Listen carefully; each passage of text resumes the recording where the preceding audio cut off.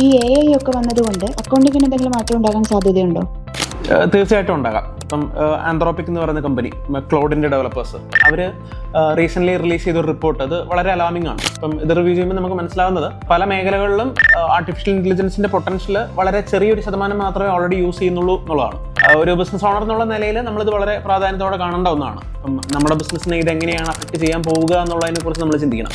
ചിലരെങ്കിലും പറയുന്നൊരു കാര്യമാണ്, ഞാൻ ചെയ്യുന്ന കാര്യം ഒരിക്കലും AIക്ക് ചെയ്യാൻ സാധിക്കില്ല എന്ന്. അങ്ങനെ നമുക്ക് ഉറപ്പിച്ച് പറയാൻ പറ്റില്ല. കാരണം നമ്മൾ ഓർക്കേണ്ട ഒരു കാര്യം എന്താണെന്ന് വെച്ചാൽ, ഇപ്പോഴും ആർട്ടിഫിഷ്യൽ ഇൻ്റലിജൻസിൻ്റെ വളരെ പ്രൈമറി ആയിട്ടുള്ളൊരു വേർഷൻ മാത്രമേ നമ്മൾ കാണുന്നുള്ളൂ എന്നുള്ളതാണ്. വളരെ ഫാസ്റ്റ് പേസിലാണ് മാറ്റങ്ങൾ വന്നുകൊണ്ടിരിക്കുന്നത്. ഈ മാറ്റങ്ങൾക്കനുസരിച്ച് നമ്മുടെ ബിസിനസ്സിലും മാറ്റങ്ങൾ വരുത്തിയില്ലെങ്കിൽ മുമ്പോട്ട് പോകാൻ ബുദ്ധിമുട്ടായിരിക്കും. അപ്പം നമ്മുടെ ഇമ്പോർട്ടൻസ് കംപ്ലീറ്റ്ലി ഇറലവൻ്റ് ആകാനുള്ള സാധ്യത പോലും ഉണ്ടാകാം.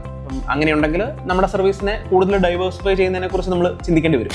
ഇനി നമ്മുടെ റിക്വയർമെന്റ് റീപ്ലേസ്ഡ് ആകുന്നില്ലെങ്കിൽ പോലും AI ടൂൾസ് യൂസ് ചെയ്ത് എങ്ങനെ ബെറ്റർ റിസൾട്ട്സ് കോസ്റ്റ് എഫിഷ്യൻ്റ് ആയിട്ട് ടൈംലി ഡെലിവർ ചെയ്യാം എന്നുള്ളതൊക്കെ നമ്മൾ പ്ലാൻ ചെയ്യേണ്ടി വരും. ടോണി ആൻഡ് കോനെ ആ ഒരു രീതിയിൽ മാറ്റുന്ന ഒരു പ്രോസസ്സാണ് ഞാൻ. ഇപ്പം അക്കൗണ്ടിങ്, ലീഗൽ പ്രോസസ് എന്നൊക്കെ പറയുന്നത് വളരെ ടൈം കൺസ്യൂമിംഗ് ആയിട്ടുള്ളൊരു പ്രോസസ്സാണ്. അത് കുറച്ചുകൂടെ ടൈം എഫിഷ്യൻ്റ് ആയിട്ട് ഹാൻഡിൽ ചെയ്ത് കൂടുതൽ സമയം ആ ഡാറ്റ അനലൈസ് ചെയ്ത് ബിസിനസ് മെച്ചപ്പെടുത്താനുള്ള ഇൻസൈറ്റ്സ് ഐഡന്റിഫൈ ചെയ്യുക, അങ്ങനെ നമ്മുടെ ക്ലയൻസിന് ഒരു വാല്യൂ അഡീഷൻ കൊടുക്കുക.